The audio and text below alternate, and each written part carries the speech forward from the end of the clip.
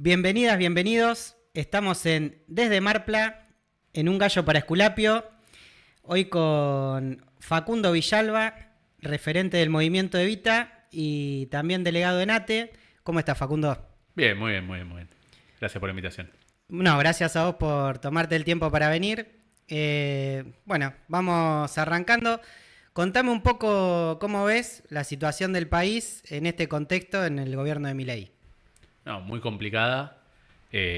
Una situación que la verdad que por donde se la mire es complicada en términos sociales, en términos culturales, en términos de cómo se están afectando también los lazos sociales y en términos también no solo de los niveles de pobreza, de sufrimiento que está pasando en nuestro pueblo en distintos aspectos, sino también el nivel de entrega del país, de los recursos de la soberanía, y que uno ve que en perspectiva se pone en riesgo el futuro de la Argentina, no solo el presente. Me parece que hay algo que se vio desde el acuerdo con el fondo hasta el discurso en el Día de los Veteranos y los Caídos en las Malvinas, Terrible. que es un punto de inflexión que la verdad que uno cree que dice, bueno, ¿cuál es el límite a esto? ¿No? Entonces me parece que la situación es muy complicada por donde se la mire, y en el medio de eso también, que la verdad que muchas veces desde la dirigencia política parece que no estuviéramos a la altura de las circunstancias o que estuviéramos más pensando en otras cuestiones que son importantes, que son lógicas, que es un año electoral, lo que fuese,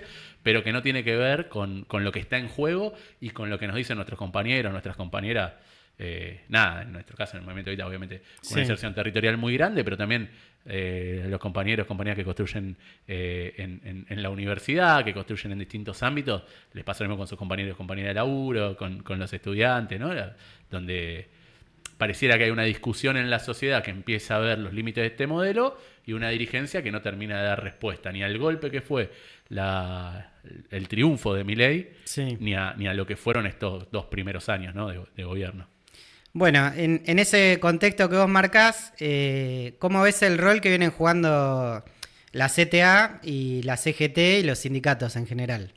Me parece que si uno compara, a mí me gusta poner las cuestiones muchas en términos históricos. Sí. Si uno compara la reacción que tuvo las centrales de trabajadores con respecto a lo que fue, por ejemplo, el gobierno de Mauricio Macri, me parece que al mes ya había un paro general, digo, había una cosa. Hoy hubo un paro, no sé cuándo sale, pero mientras estamos grabando esto, mañana va a haber un paro y una movilización.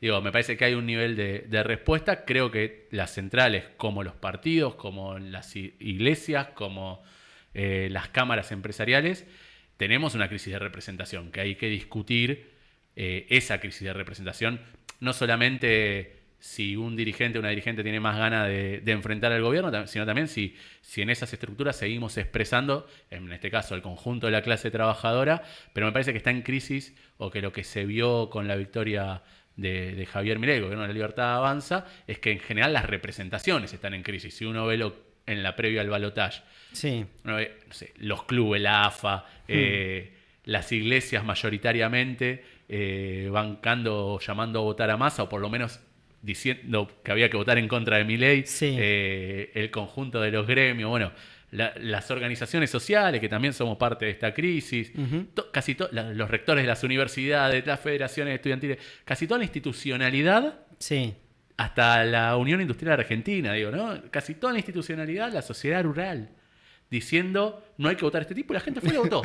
Entonces, evidentemente, hay algo en la representación o en las representaciones que hay que discutir, que hay que poner en discusión, y que hay que ir o construyendo nuevas experiencias o viendo cómo hacemos para que en las experiencias que ha construido nuestro pueblo a lo largo de su historia, entre esas las centrales de trabajadores, se expresen las nuevas realidades, y que también la bronca que hay en la calle encuentre una salida, ¿no? Y que encuentre un canal por el cual sentirse expresado y en el cual poner su fuerza transformadora para dar vuelta a esta situación.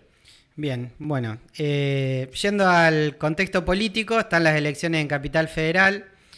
Hubo una discusión y sigue habiendo una discusión en el peronismo. Santoro aparece, ¿no?, como un candidato que agrupa una parte. Entiendo que el sector de ustedes va en otra lista. ¿Qué es lo que tienen ustedes distinto para mostrar y por qué no hubo unidad ahí? Sí, yo primero, si bien yo no soy dirigente de la capital, obviamente estoy No, al tanto pero- de cuál es la situación. Sí. Y me parece que no hubo unidad porque no hubo voluntad de que haya unidad. Ok. Básicamente la posición de nuestro sector, que, bueno, Jonathan Tea es el secretario general del Movimiento Evita en la capital federal y de Juan Manuel Abal Medina, que es Sí. nuestro candidato y compañero también de nuestra conducción nacional, hasta último momento intentaron que haya una síntesis, que haya unidad. Ya habíamos hecho ese planteo en las elecciones internas del Partido Justicialista de la capital. En ese caso se logró destrabar a partir de la creación de vicepresidencias, que se pudo contener al conjunto. Bueno, en este caso no hubo síntesis. Es una elección legislativa. Los compañeros, las compañeras de la capital federal entendieron que era importante que haya esa expresión. Van a llevar adelante una elección y van a mostrar bueno, cuál es el caudal de votos que están ahí, que quedaron afuera de un esquema de unidad que era importante. También es una elección legislativa en la que lo que importa es cuántos diputados, bueno, en el caso de la ciudad de Buenos Aires, cuántos legisladores y legisladoras entran. Claro. Después votan todos juntos, capaz. Después podés votar todos juntos, o también a veces hacemos grandes frentes en los que después cada uno vota lo que quiere. Entonces, ninguna de las cosas termina siendo garantía, ni ganar o perder una elección de medio término es definitivo. Es un síntoma, pero de nuevo, si miramos la experiencia 2017, parecía que Esteban Burrich había ganado la provincia de Buenos Aires, nada más y nada menos que contra Cristina Fernández de Kirchner. Parecía que había macrismo para rato, que María Eugenia Vidal era la leona que se iba a quedar, ¿no? Y bueno, y la verdad que al tiempito de eso, también cuando intentaron avanzar contra los jubilados y las jubiladas, hubo una reacción del pueblo argentino, el modelo mostró su agotamiento, no le alcanzó con la ayuda del fondo, las movilizaciones empezaron a crecer y a crecer. Yo me acuerdo en ese momento, yo tenía un rol en ATE, hoy no estoy cumpliendo un rol activo en el sindicato, más allá de que, digo, tengo ahí a todos mis compañeros, compañeras y bueno, y habitualmente charlo, pero no cumplo un rol activo en el gremio, pero en ese momento sí, y era llamar un paro, convocar un paro el otro día, y se empezó a armar algo que se terminó llevando puesto también al gobierno de Mauricio Macri, que incluso no le alcanzó el préstamo más grande de toda la historia del Fondo Monetario Internacional, dicho por el mismo fondo, puesto para ganar la elección, y así todo perdieron. Porque evidentemente hay cosas que, hay veces que también la sociedad reacciona, y nosotros en ese momento, con una estrategia que sirvió para ganar, que luego no sirvió para gobernar, pudimos interpretar que había un espacio en la sociedad y esa sociedad se sintió expresada. Bueno, después la experiencia fallida del Frente de Todos, pero quiero decir, no está tallado en piedra que quien gana las elecciones legislativas, las elecciones de medio término, de hecho, las ganó Sergio Massa y después no fue presidente, las ganó de Narváez. Claro, de Narváez me estaba ganó acordando de Néstor. eso. Sí, es verdad. Digo, sí, generalmente se da al revés después lo que... yo tampoco quiero decir que... Nah, pero... claro. Lo que digo es que me parece que tiene una importancia, que genera un clima, que a veces es importante también, sobre todo en un momento como el que viene nuestra fuerza muy golpeado por la experiencia del Frente de Todos, que bueno, genera un clima de victoria, de posibilidad, ordena, ayuda, motiva a la militancia. Eso yo no tengo duda de que cuanto uno se siente que está mejor y que está más cerca, más chances, se ordena la cosa. Pero bueno, me parece que hay discusiones que son lógicas, que también tienen que ver con la situación política, con las crisis que fuimos atravesando, con el paso del tiempo, con el surgimiento de nuevas expresiones, de nuevos liderazgos, y que me parece que hay que contemplar lo que no me parece que hay que perder de vista es cuál es el enemigo. Bien. Digo, a mí me pasó, ustedes hablaron hace unos días con el Pitu. Sí. Pitu es mi amigo, está en otra lista. Sí. Y quiero que haga la mejor elección posible. Y sé que más allá de que no está en la lista de Juan Manuel, que va a ser un gran legislador y ojalá la Ciudad de Buenos Aires tenga ese legislador. Claro. Se lo merece la Ciudad de Buenos Aires y se lo merece el Pitu. Y también se merece a Juan Manuel y a los compañeros y compañeras que integran la lista. No es tan... Me parece que hay que desdramatizar un poco la situación y poner en claro qué es lo que está enfrente, ¿no? Me parece que cuando uno ve que enfrente tiene un gobierno como el de Javier Milei, con lo que decíamos hace un rato, con una vocación de entrega pocas veces vista en la historia argentina, bueno, esa tiene que ser la prioridad, ¿no? Me parece que cada momento que pelea, hay compañeros que dicen, dejemos de pelear con los codos y empecemos a pelear con los puños, ¿no? El enemigo está enfrente, no está al costado. Claro. Bueno, uno trabaja para eso, a veces nos sale mejor, a veces nos sale peor, y hay cosas en las que, lugares donde tenemos injerencia y hay lugares en los que no, pero me parece que hay que tener claro cuál es el enemigo y que tenemos que derrotar a este gobierno, y que si no, la verdad que no la vamos a pasar mal los dirigentes, la dirigente, la va a pasar muy mal nuestro pueblo y las generaciones futuras. Entonces, lo que tenemos en juego es muy importante. Bien, bueno, en este segmento, después de un poco de charla política, siempre pasamos a lo personal. Contale a la audiencia un poco, ¿quién es el Facundo cuando no está en el rol de dirigente político? Casi que estoy todo el día, no, pero no, la verdad, bueno, primero, yo soy militante, hincha de Quilmes y padre de mis 3 hijos.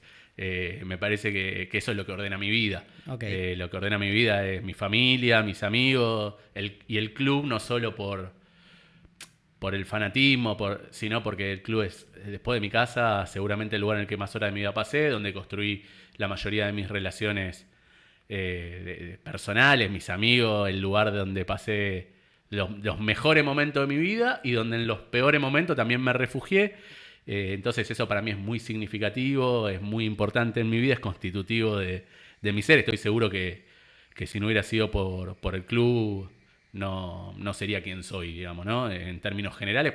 De hecho, hasta hice la secundaria en el club, claro, entonces sí. es mi casa, Sí. eso es muy importante para mí. Y después, bueno, obviamente en mi familia, yo tengo 3 hijos, intento con todos los quilombos de la vida adulta tratar de ser un padre que esté presente, de acompañarlo, del tiempo que tengo con ellos poder jugar, divertirme, mi compañera, mi familia. Parece que es una vida bastante normal, de un marplatense promedio, ¿no? Claro. Que le gusta el básquet, ir a la playa. Está bien.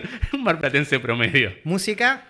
Música me gusta, una asignatura pendiente es tocar algún instrumento, eso es una de las cosas que no logré hacer en mi vida, pero sí, la verdad que me gusta mucho la música, fundamentalmente el rock.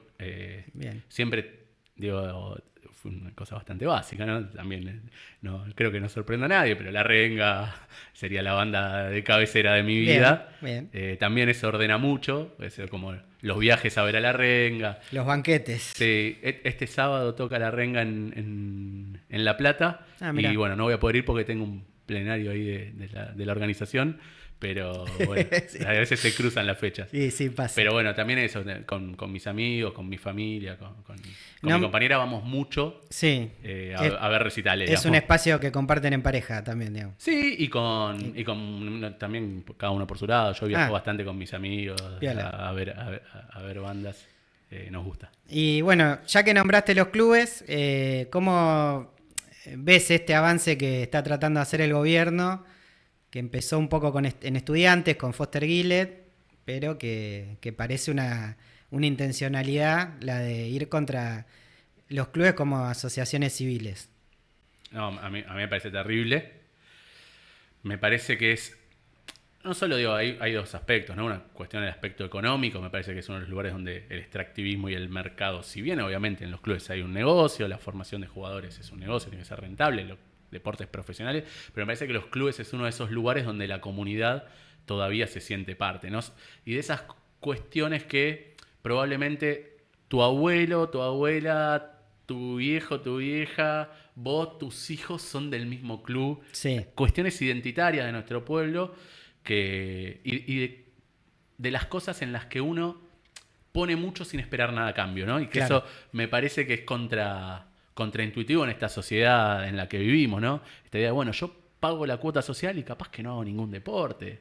Y capaz que no... O compro un abono para ir a la cancha y capaz que después no me da el tiempo, no voy a la cancha. Pero no lo haces pensando en un rédito inmediato, sino en ayudar.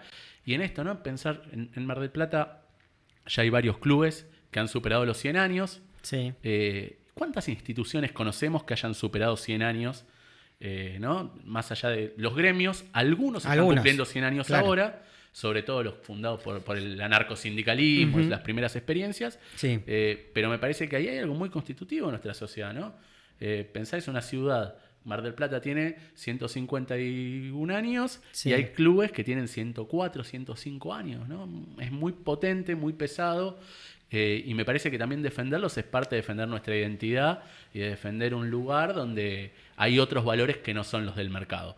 Luego, obviamente, en la realidad de los clubes hay de todo, Sí. ¿sí? Pero me parece que en lo más sentido, ¿no? En esa cosa de una asociación civil en la que, qué sé yo tu abuelo pagó la cuota hace 100 años Sí. para que vos hoy tengas una cancha de pádel. No sé, me parece que hay algo... Sí. Hace una semana se presentó el libro 100 clubes 100 clubes bonaerenses o 100 clubes Claro, de la que es provincia de como Buenos Aires. Había uno de 100 clubes de barrio anterior, ¿no? Y ahora... Y trajeron un montón de historias, de anécdotas, de estas de cosas que pasaron hace mucho tiempo, esfuerzos de gente, que termina con que hoy nosotros podamos disfrutar de o la pileta, o la canchita, o lo que está construido. Bueno, y volviendo a la política, vamos a la provincia de Buenos Aires. Kicillof se lanzó con el movimiento Derecho al Futuro. ¿Cuál es la posición que tienen ustedes respecto del agrupamiento y también de cómo viene realizando su gestión, Axel? Bien. Primero voy por la gestión, que es lo más fácil. A nosotros me parece que es una gestión muy buena en el marco de la crisis que está viviendo el país. Uh-huh.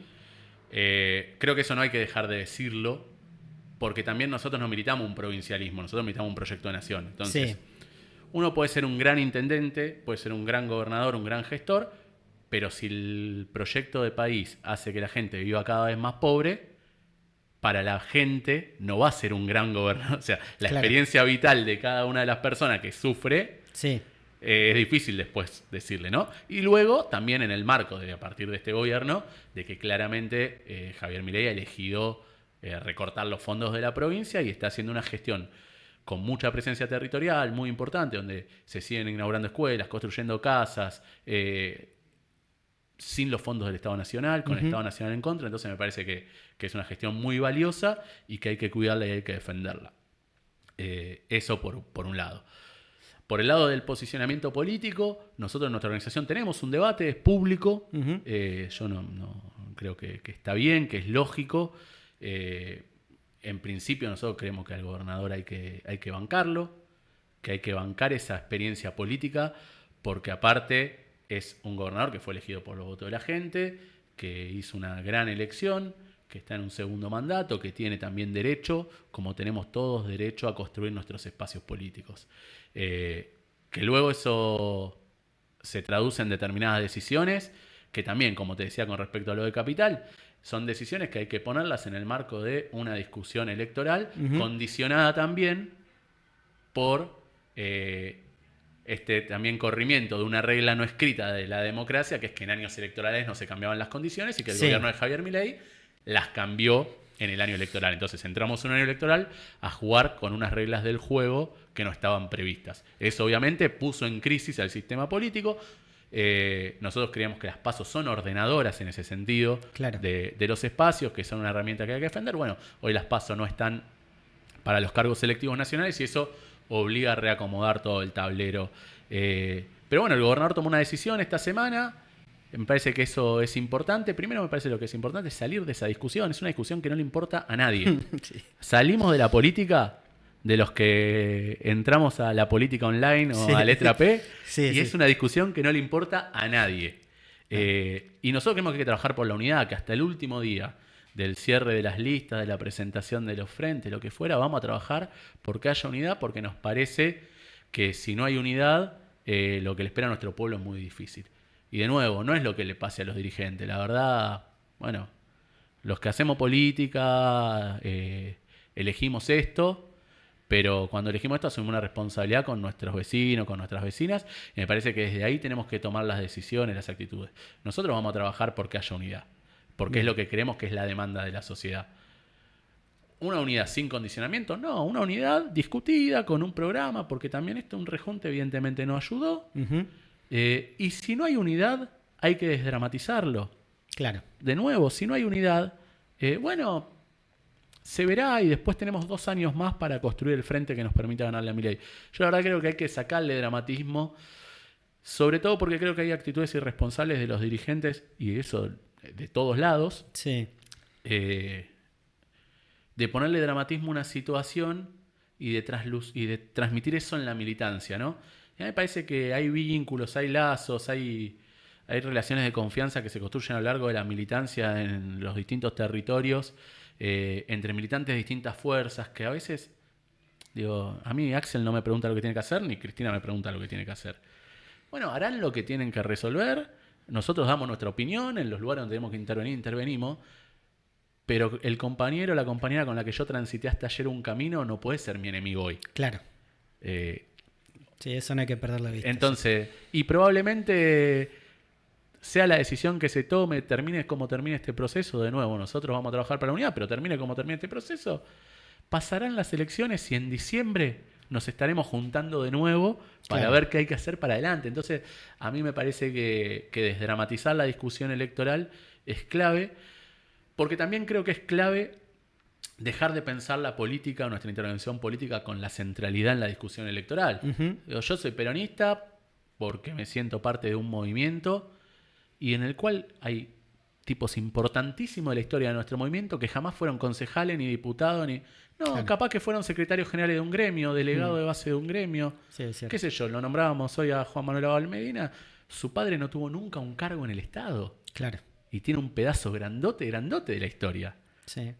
¿No? Digo, qué sé yo. Entonces no puede ser la centralidad de la historia de un movimiento, porque si no nos vamos a transformar en un partido liberal. Me parece que si el peronismo tiene una fuerza transformadora, que la tuvo y que tenemos que ver si en el siglo XXI la sigue teniendo, pero si quiere tener esa potencia transformadora, tiene que volver a ser un movimiento en el cual el delegado de un sector de trabajo, la delegada de un sector de trabajo sea tan importante como el concejal, y el secretario general de un gremio sea tan importante como un gobernador.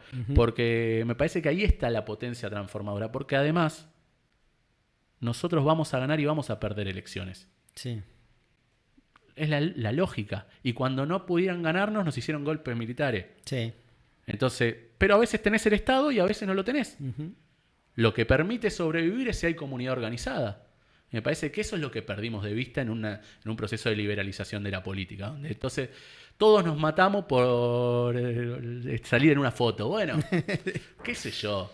La verdad que eso sucede y uno muchas veces es parte de eso. No lo pongo como una crítica. Digo, es medio la lógica con la que venimos construyendo nuestra militancia y que hay que ponerla en discusión, porque si no la ponemos en discusión nosotros, si no lo discutimos, lo resolvemos, lo debatimos y cambiamos, la historia nos va a llevar puesto. Claro.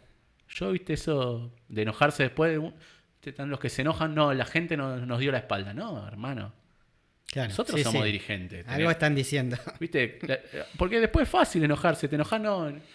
Sí, eso a veces a mí me hace pensar, viste, cuando se reniega justamente del que no vota al que uno quiere que vote y dice, esto es una porquería. Y bueno, entonces no hagas más política. Si la gente es toda una porquería, ¿para qué militar? O sea, esa lógica te saca del lugar donde querés estar. Porque uno, el que milita, entiendo, para mejorarle la vida a esa gente, justamente. Sí, y después que también te ponen un lugar de iluminado. Claro. Entonces, bueno, y la verdad es que después muchas veces hay en respuestas sencillas que uno se encuentra más verdad que en grandes discursos. Mira, yo el fin de semana previo al balotaje, estábamos repartiendo boletas en la feria del barrio San Martín. Sí. La feria del barrio San Martín. Yo venía repartiendo boletas y una señora, cuando iba a dar la boleta, me dice, no, del otro no tenés. Y yo con un nivel de soberbia importante, bueno, de la manija que te hacen las elecciones también, uno viene en un modo... Yo, no, señora, yo reparto nada más boletas de gente normal. Y la señora me dice, nene, yo con la gente normal estoy en una plaza vendiendo ropa usada. Entonces, te golpeó. Claro. Sí. Tiene razón. Claro, sí. Después yo puedo encontrarle 10.000 explicaciones y si tenés tiempo de una charla, pero a veces uno se ceba, se da manija en un microclima que después tenés que corroborarlo en la práctica. Y como esas un montón de cosas, ¿no? Porque nosotros tenemos una costumbre que creo que está bien de hablar de los derechos y demás. Pero los derechos no pueden ser declamaciones, los derechos tienen que ejercerse. Claro. Entonces, la verdad es que cuando vos tenés un 30%, casi 40% de la población que no trabaja en relación de dependencia, que está en el marco de la informalidad, decís, no, cuidado que vienen por tu aguinaldo. Y Claro. la gente poco se te ríe, Sí, sí, tal cual. ¿no? Bueno, ahora, ¿qué? ¿Los equivocados son ellos o nosotros? Y eso quiere decir que hay que dejar de pelear por condiciones laborales, No, digo, hay que pelear porque haya más aguinaldos, trabajadores con claro. aguinaldo. Ahora, también le tenés que hablar a esa persona que en 20 años de vida laboral nunca cobró un aguinaldo o nunca Claro. tuvo vacaciones pagas. Hay que hablarle. Sí, Si sí. no le hablamos nosotros, le hablan otros. Exacto. Y Sí, de que hecho le hablaron. de ahí, o sea, Milei trabajó mucho sobre esa gente, sobre todo con el discurso anticasta, con la motosierra y toda esa cantidad de mentiras que dijo, pero que lo ponían como un candidato disruptivo, viste, que supuestamente venía a terminar con todos esos males que ese sector de la población había sufrido en la pandemia, sobre todo, creo que eso, ¿no? Sí, y también eso, ¿no? Lo disruptivo y lo genuino, que después hay que ver si es tan genuino, ¿no? Pero sí me parece que hay algo, yo lo hablaba hace un tiempo con un compañero, ¿no? Como que en un momento nosotros empezamos a querer parecernos cada vez más al político de la fotito del manual de los consultores Sí. y dejamos de expresar lo que expresábamos. Entonces nos cortamos el pelo, nos afeitamos la barba, nos sacamos la chalina. ¿Viste? Sí. Te pusiste la camisita celestita porque entonces el fondo te sacaste la foto con... Sí, porque el color atrae más, que qué sé yo. te sacaste Sí. la foto con el fondo verde en una plaza para que parezcamos buenos, lindos. Y empezamos a moderar el discurso y dejamos de decir cosas que teníamos razón. Ujú. Digo, me parece que ahí también vas perdiendo, vas cediendo en función de un proceso de liberalización de la política, en particular de nuestro campo, y que van apareciendo otras expresiones. Y a veces esas expresiones, bueno, te gustan más y a veces te gustan menos. Y digo, puede ser parte de esos emergentes. Lo de Juan Grabois, puede ser, por otro lado, lo de Guillermo Moreno con otras características, puede Sí. ser lo propio de Milei en su momento. Digo, van apareciendo porque vamos dejando lugares vacantes. Y bueno, y algunos nos gustan más, otros nos gustan menos, pero evidentemente hay una demanda de parte de la sociedad, yo creo también de los jóvenes, de ser genuino en lo que uno piense, que no parezca todo tan coacheado. Claro. No puede ser que todos digamos lo mismo, que todos hablemos lo mismo. Digo, yo creo que Fabio hizo su obra maestra, ¿no? Que dijo Sí. que el Perón, sinfonía de un sentimiento. Dijo sinfonía, no dijo coro. Bien. En una sinfonía, cada uno toca lo que tiene que tocar. Sí. En un coro todos repetimos. Bueno, yo creo que tenemos que ser más sinfonía y menos coro. Bien. Para volver a ese peronismo de Fabio sentimental Sí. que nos emocionó en nuestra juventud y nos dio ganas de dejar parte de nuestra vida para transformar la vida de los demás. Bien. Bueno, buena frase, ¿eh? Mar del Plata. Montenegro está en un ataque constante contra la gente en situación de calle, contra los cuidacoches. Publicó un video con inteligencia artificial esta semana, creo, mostrando esas supuestas villas y le daban los terrenos a la gente. ¿Cómo ves su gestión? No, su gestión es malísima. Ajá. Digo, a mí me parece que evidentemente han construido una forma de comunicar que les debe dar algún resultado. Yo creo que igual es un resultado en el corto plazo. Uh-huh. Me parece que nadie le cree a Montenegro esa sobreactuación. Sí. Me parece que... Y con un nivel de crueldad, ¿no? Me parece que juega con cosas que son muy sensibles y que no tienen repuesto. Uh-huh. La verdad que... Digo, uno después puede entender a la persona que, no sé, le molesta salir de su casa y que tenga una persona viendo la puerta de su casa, obvio. Ahora, el goce de mostrar cómo le pegás a esa persona, claro, ya es otra cosa. Sí. Es algo muy difícil y lo que transmite eso en la sociedad, porque si la autoridad política te muestra que eso está bien, ¿no? Sí. Digo, uno tiende a pensar que lo que tendría que hacer el Estado es tenderle una mano. Claro. ¿No? Y bueno, Pero bueno, en eso me parece que es una cuestión que está recontramedida, que es parte de un intendente que sabe que no tiene reelección y que está buscando una salida y que entiende que hay un espacio, que es el espacio de Javier Milei, que puede contenerlo. Bueno, y que esta semana se vio también con la foto con Carrancio, donde evidentemente ya están encaminándose hacia un acuerdo. Pero la verdad, a mí me pasa que uno piensa en las gestiones municipales, digo, las que tenemos uso de memoria y más, y de todas encuentra algo con lo que se vaya a recordar esa gestión. Digo, no sé, el emisario submarino, Sí. no sé, los CAPS. Claro, alguna obra. Algo, la Plaza del Milenio, no sé, algo. ¿Cuál es el hecho, el hito? ¿Qué es lo que hizo? No inauguró una salita, no inauguró una escuela municipal. La verdad, Mar del Plata está horrible. El cartel del Dibu Martínez. Claro, ¿no? La verdad que sí, es una... Uno ve que hay algo que, bueno, choca mucho. Sí, me parece que nosotros nos debemos una discusión sobre cómo se enfrenta eso. Ujú. Que bueno, que está bien darla, que estuvimos muy cerca de ganar, que no nos alcanzó y que eso tiene que ser el piso para construir cómo hacemos para ganar este municipio. Yo tampoco creo en esa frase que es Mar del Plata es una ciudad gorila. Yo la verdad no creo que Mar del Plata sea una ciudad gorila. Yo no creo que ninguna ciudad sea gorila o no gorila de por sí para empezar. Comparto, ¿eh? No, me parece que es una cosa que le sirvió mucho tiempo a cierto sector de la dirigencia para decir, no, bueno, yo era buenísimo, pero la ciudad estaba mal. Claro. Bueno, me parece que nosotros, y yo creo que es un desafío hasta generacional, y yo lo hablo con muchos compañeros de mi edad, decir, che, yo quiero ser de la generación que demuestre que el peronismo puede ganar Mar del Plata. Bien. La verdad que es hasta una cosa de orgullo, Sí, ¿eh? sí, desafío. Pero la verdad es que también es como uno ve las cosas, ¿no? Nosotros tenemos que construir una Mar del Plata para el que se amolda al peronismo, tenemos que construir un peronismo para Mar del Plata. Bueno, yo creo que tenemos que construir un peronismo para Mar del Plata, Ujú. que le habla a las necesidades de esta sociedad, Ok. que tiene cosas muy buenas y que tiene claroscuros como todas las sociedades.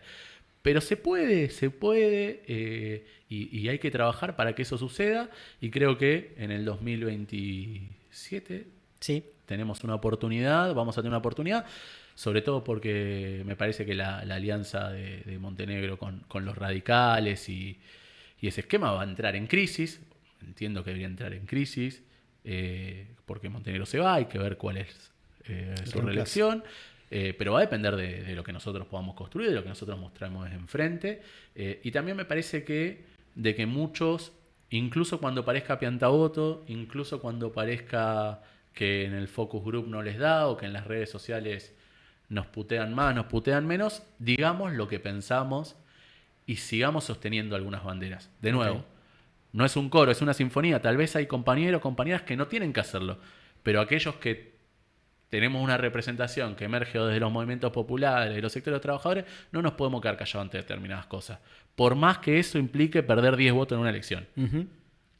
Tenemos que mostrarle a nuestros compañeros que donde estamos vamos a representar y vamos a decir lo mismo cuando se prende una cámara que cuando se apaga. Y yo hay cosas con las que no pienso quedarme callado. Porque además cuando tuvimos representaciones, planteamos esa discusión también. Digo, hoy ¿es un problema los trapitos? Sí. Nosotros planteamos un proyecto cuando mi compañero Tata Gandolfi era concejal. Ajá. Trabajamos una propuesta para ordenar ese sector. Bien. La trabajamos con Sol de la Torre, que también era concejal, también Contá compañera un que poquito viene- de qué se trataba No, así. No, pero en armar un registro, en ver cuáles eran los que trabajaban todo el año, los cuidacoches que trabajaban todo el año, Ujú. en poder censarlos, en que tengan una identificación, en que tengan pautas que cumplir. Hay un montón de ciudades que lo hicieron. Claro. En que si hay una denuncia en la que estás extorsionando o estás haciendo algo, obviamente se te retira el permiso, Bien. pero también en capacitar en otras cosas. Nosotros decíamos, che, ¿por qué no se le exige una capacitación en primeros auxilios? Una pequeña capacitación en poder orientar a un turista hacia dónde queda un lugar, hacia dónde queda otro. Digo, Que se vuelva un servicio, Se digamos. puede volver un servicio, se puede ordenar, porque obviamente que hay que ordenar el espacio público. Nadie dice que no. Nosotros lo planteamos, bueno, no lo quisieron discutir. Ok. Bueno, Entonces, interesante eso. nosotros creo que parte de nuestra tarea es mostrar y también es ordenar la vida. ¿No? Me parece que el Estado debe Ujú. servir para ordenar la vida de la gente, no para enquilombársela. Claro. Sí. ¿No? Y bueno, a veces se la enquilomba más que lo que se la ordena. Bueno, yo creo que hay posibilidades de discutir los temas desde una perspectiva que no sea demagógica, ni de una perspectiva que a veces nos pasamos de progre y entonces creemos que está todo bien. No, no está todo bien, es obvio. Digo, los que transitamos por la calle sabemos que hay cosas que están mal, que pasan, prácticas que suceden que están mal. Bueno, abordémosla, pero no se abordan filmando un video, pegando una cachetada a alguien y diciendo te subo un colectivo y te volví al conurbano. Eso no es abordar el problema. Es terrible eso. La verdad es una situación muy rara, pero esto, de nuevo, yo creo en el largo plazo. Bien. Tal vez decir esto hoy sea piantabot, no sé, pónganle el nombre que quieran, no sé tampoco qué voto piantaría yo, pero digo, pónganle el nombre que quieran, pero por ahí no está bien visto. Pero alguien lo tiene que decir. Hay que dar testimonio también de las cosas cuando estás en minoría. ¿Y sí? Me parece que a la larga, porque la tarea nuestra es construir hegemonías, y bueno, entonces en algún momento vamos a esa discusión. Y le gusta a quien le guste, no le gusta a quien no le guste, nuestro espacio político va a seguir existiendo y gente que piensa distinto a nosotros va a seguir existiendo. Entonces necesitamos dar los debates y convivir. Bueno, es parte de lo que tenemos que hacer y obviamente no de una mirada naif. No, nosotros tenemos un proyecto de ciudad, un proyecto de país, un proyecto de nación que tiene puntos contrapuestos o puestos por el vértice con puntos de los que tiene el adversario. Ahora, también podemos llegar a acuerdos. Se puede. Vivimos en el mismo país, nosotros queremos esta nación. Digo, esto de nuevo, volver a la historia, ¿no? Perón se fue 18 años, por 18 años no le permitieron pisar el país, en el medio de bombardeos, tortura, desapariciones, resistencia, lucha, pelea, volvió y dijo, para un argentino no hay nada mejor que otro argentino. Bueno, yo creo en eso. Okay. Yo creo en eso y me parece que hay que empezar a retomar esas cuestiones, porque si no, parece también esto, ¿no? 18 años. Sí. 18 años en el exilio, bueno, hace 2 años perdimos una elección. Sí, en esos términos no es nada. Bueno, sí. Vamos a ganar. O sea, para mí es esperanzador planteárselo. Hoy estamos en una época de mucha inmediatez. Pero cuando yo hablo con mis compañeros más jóvenes, bueno, perdimos una elección. Perdimos una elección y seguimos existiendo. Y con un gobierno muy malo como el que hicimos, el 40 y pico % de los argentinos siguió pensando que nosotros somos mejores que los otros. Ese es un buen punto. Bueno, desde ahí reconstruyamos. Si no, parece que hay que empezar siempre de cero. Y no hay que empezar siempre de cero. Okay. Si no, la experiencia histórica de nuestro pueblo no sirve para nada. Bien. Y yo creo que nuestro pueblo acumula experiencia, que se transmite de generación en generación, que la comunidad organizada sirve para que eso se transmita y que desde ahí hay que dar la pelea. Bueno, nombraste un poco el gobierno de Macri y el Frente de Todos.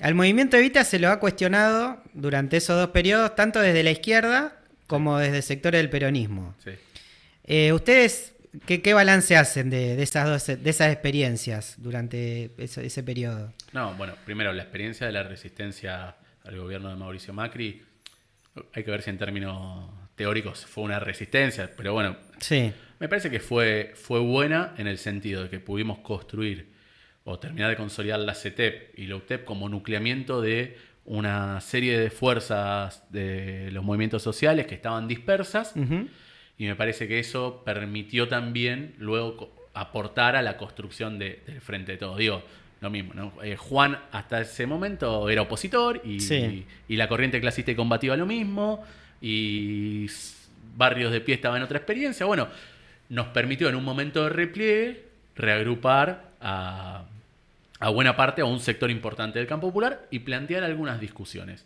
Entre ellas, que había un sector de la clase trabajadora que no estaba expresado en los canales formales del sindicalismo. Y construimos un gremio para discutir los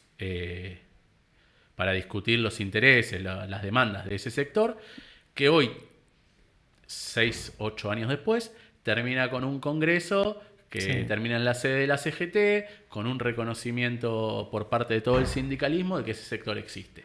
En ese proceso me parece que es positivo. Después, en ese proceso, en el marco de la lucha política, de la disputa, también de la negociación, conseguimos cuestiones que nos permitieron, por ejemplo, después hacer las obras que se hicieron en toda la Argentina en los barrios populares. Nosotros, la ley de barrios populares, con la que se construyó el RENAVAP y que luego fue la base y se construyó el FISU, que fue lo que luego permitió hacer las obras que hizo la SISU, que transformaron la vida de miles y miles de argentinos, las conseguimos en el marco de pelear, de discutir y de acordar cosas con todo el sector político. Ujú. Son leyes que salieron por unanimidad. La ley de emergencia en adicciones, lo mismo. Creo que fue un momento en el que logramos en una situación de defensiva política obtener fortalezas, obtener puntos de acumulación importantes para el conjunto de los movimientos populares. Luego la experiencia del Frente de Todos, yo creo que es muy difícil de explicar sin la pandemia, Ujú. pero que me parece que también es muy difícil de explicar sin pensar en que hubo torpezas en la construcción de ese esquema de gobierno, ¿no? Está sobreanalizado, pero digo, el loteo de los ministerios, cómo se repartieron los ministerios que hacían que, bueno, vos tenías un director de una fuerza, otro de otra, y entonces después toda la gestión se trababa. Claro. La falta de toma de decisiones. Digo, y en eso yo creo que no hay que buscar culpables y víctimas. Me parece que todos los que llegan a esos lugares, si vos sos presidente, no sos víctima de nadie. No. Si sos vicepresidenta, fuiste dos veces presidenta, no sos víctima de nadie. Claro, hay rangos, digamos. Está todo, o sea, digo, somos todos, digo, yo en el lugar que me toca mínimo, ínfimo, tomo decisiones. Nosotros Claro. tomamos decisiones. Y luego hay que hacerse cargo de esas decisiones. Bueno, las decisiones se tomaron mal. Fue una gestión mala, que no dio respuesta. Yo creo que la gestión de la pandemia fue buena. Ujú. La verdad, es muy difícil de explicar porque los éxitos en ese momento son cuestiones contrafácticas. Claro. Pero a mí me tocó, me acuerdo cuando arrancó ni bien la pandemia, hicimos una charla desde el sindicato para los trabajadores del hospital donde preparábamos con una psicóloga para prepararse para intervenir en catástrofes y veíamos lo que eran las experiencias de Estados Unidos, del mismo Inglaterra, que es el sistema de salud Sí. más importante del mundo, y estaban enterrando gente en fosas comunes. Y eso en la Argentina no pasó. Sí, el presidente el ministro de Inglaterra era de los anticuarentena, Exacto. digamos, que se catalogaban así en ese momento. Y bueno, me parece que esto es muy difícil porque es contrafáctico y también porque hay una cuestión que la estadística ante el caso traumático de una persona no vale nada. Ujú. Digo, Sí, sí, tal cual. El que enterró al viejo y no no lo le va a puedo importar. despedir. Claro, sí. Y bueno, y después viste la foto de Olivo y qué sé yo. Y la verdad que... Sí, eso fue grosso. Y sí, porque uno... Y hasta es desmoralizante también para la militancia, ¿no? Uno como militante, vos ves que la dirigencia está haciendo eso y decís, che, Sí, me sí. siento un pelotudo. Pero de verdad, y a mí me pasó eso en esa ocasión, como me pasó con lo de Martín Insaurralde y el yate. Digo, yo Claro. me acuerdo tal cual. Veníamos con un compañero saliendo de una reunión en un barrio en Batán, en el marco de la campaña, con unas compañeras ahí charlando, diciendo y me subo al auto y veo eso y che, Sí, sí. yo soy un militante de una organización social de Mar del Plata. Estoy un sábado a las 4 de la tarde viendo cómo juntamos un voto más, le ponemos responsabilidad, le ponemos mucha vocación, mucho trabajo a lo que hacemos y estos Bien. tipos están en cualquiera. Claro.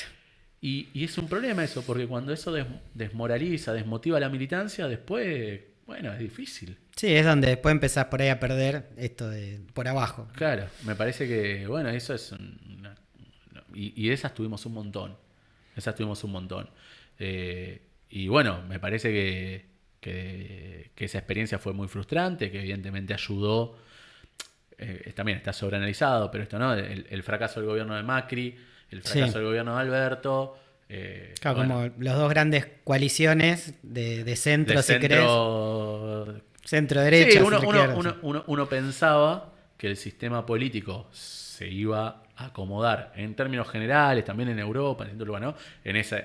En dos grandes frentes, Claro. que iba a ser un frente de centro-derecha y un frente más de centro-izquierda, y que, bueno, en esa alternancia iba a haber una serie de Claro, acuerdos, más o menos. ¿no? En los Sí. que iba a poder transitar el país sobre la base de alguna certeza, vaca muerta, el litio, Claro. bueno. Una estructura. Una estructura, decir, bueno, y entonces en algún momento será con más derechos y en otro momento será con menos derechos, pero había una idea de eso. Y en realidad eso se rompió. Se rompió en la Argentina y, o sea, bueno, se rompió. Está en discusión en el mundo. Claro. Está en discusión. Sí. Ese esquema está en discusión. Pero para mí hay que plantearlo así también, ¿no? Está en discusión. Yo digo, la moneda está en el aire. Claro. La historia no se termina. Tranquilamente se puede torcer para el otro lado. Se puede torcer, tranquilamente. Por eso a mí me parece que es muy importante pensar en términos históricos, ¿no? Los tiempos vitales son muy cortos, más en esta época con la percepción que tenemos a partir del desarrollo de la tecnología. Sí. Y cuando uno ve la cosa con una perspectiva histórica, le permite ver que, bueno, tal vez hay un proceso que debemos atravesar. ¿Eso quiere decir que hay que esperar? No. Quiere decir que tenemos que generar las condiciones para que la moneda se tuerza. Bien. Pero sabiendo que se puede torcer, que no es el fin de la historia.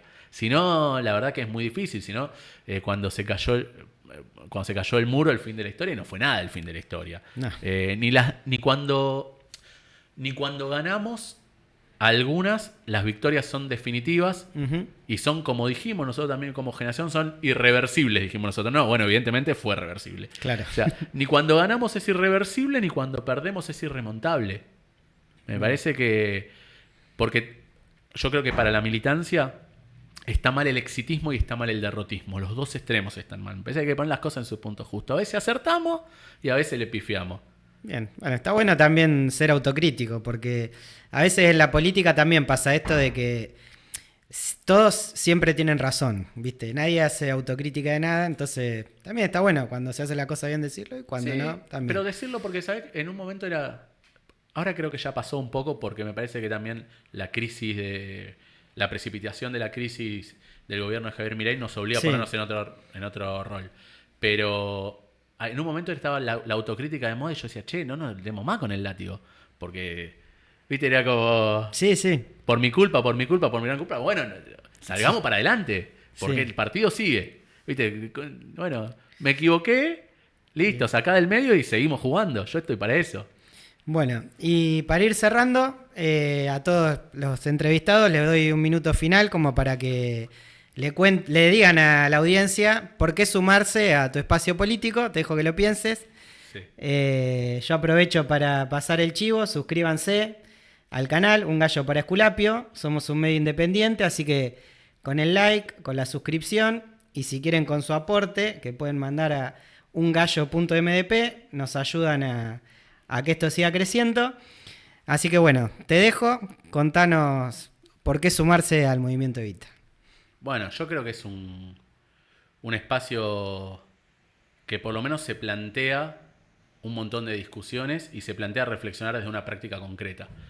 Me parece que en eso tomamos las mejores tradiciones del peronismo y me parece que es una organización que está bien enraizada en las distintas territorialidades, nos permite reflexionar desde una práctica concreta y poder equivocarnos y también poder bancarnos las contradicciones, ¿no? Somos un espacio que no está exento de contradicciones, de discusiones, de debates, y nos lo bancamos y los discutimos y reflexionamos colectivamente, y a veces nuestras posiciones son las que se imponen y a veces no, y bueno, y seguimos bancando, y creo que eso es lo que ha permitido ser uno de los pocos movimientos sociales que ha sobrevivido a los últimos 20 años. Uh-huh. Eso me parece que es menor. Pero más allá del movimiento ahorita, yo creo que hay que recuperar la idea de la militancia. Cuando yo empecé a militar de muy chico, militar estaba buenísimo. Sí. Y la gente se sumaba a la militancia con ganas porque era un lugar de pertenencia, de sentido de encontrarse con otro. Y a mí me parece que una persona que pasa por cualquier experiencia militante, después es bueno para su vida, es bueno para saber que compartir con los que pensás igual, con los que pensás distinto, que bancarse las discusiones, que proponer algo y tener que bancarlo con el cuerpo no es lo mismo que boquear y después no bancar con el cuerpo, que dar un debate también implica que podés comerte sopapo y que podés perder, y me parece que eso es algo que es lindo y que te permite construir una comunidad, construir amistades y darle un sentido a la vida. Me parece que nosotros tenemos que recuperar una idea de trascendencia de nuestra vida. Me parece que en este momento es una actitud revolucionaria, ¿no? No estamos acá solamente para pasarla bien un rato, estamos para dejar algo. En algún caso será un club que Sí. hoy compraste el metro de parqué que va a hacer que tus nietos jueguen a la pelota, y en los que creemos en la política como una herramienta de transformación será que en nuestro paso por algún lugar transformamos alguna vida o ayudamos a que alguien viva un poco mejor o a dejar testimonio sobre una época. Así que me parece que recuperar la militancia como un lugar para que la sociedad esté, pero sobre todo para que las juventudes estén, es fundamental. Bueno, muchísimas gracias por tu tiempo. Esto ha sido Desde Marpla. Los esperamos en la próxima edición. Muchas gracias.